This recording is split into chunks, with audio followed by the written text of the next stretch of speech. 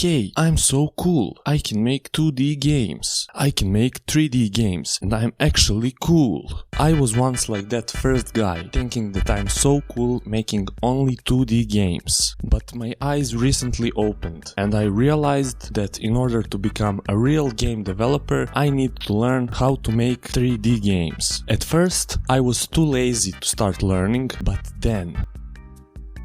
yeah, I will definitely make a video about this. So I got to work. I decided to learn making 3D games by making a 3D game. I made a new Unity project and added a few things. I added a player and some ground for player to walk on. Then I followed some tutorial on player movement, and to my big surprise it worked first try. It's fun to wander around this level, but it gets boring after some time. So I proceeded to make something that our player can interact with. I watched a tutorial and made a magic box that changes colors. It will do some much more interesting things in future, but for now it just changes colors. After that, I made a better terrain by using Unity's Pro Builder and watching Brakis tutorials, of course. I played on this terrain for a bit and tested 10x speed, because why not? Now it comes the hard part, the most important part of every game. Combat. I started watching some tutorials and realized I need 3D modeling. So I downloaded Blender and started my 3D modeling adventures. After a lot of tutorials and struggle with Blender, I gave up and decided that arms are not that important. I just added a gun that I borrowed from Unity Asset Store. I started making effects for the gun, which looked really weird at the beginning, but after some time I managed to make something that looks half decent. So, considering that our first weapon is finished, now I need someone to take all of my real-world frustration out on. I turned Blender on, and then I had a nightmare about my previous experience with Blender, so I decided to just borrow a humanoid model that I found on the internet. I tried to make it into a ragdoll, but that's much harder than it looks. After a lot of time and changes, I managed to make it. The only issue is that it's completely black.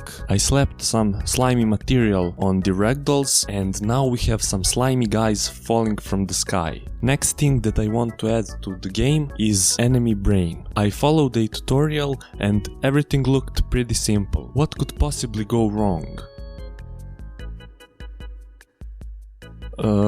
Let's forget about the enemy brain and let's focus more on our powers. I made that our gun can now actually kill an enemy, but when I kill one, everyone dies. I fixed that, and now it's time to add the coolest weapon of all time.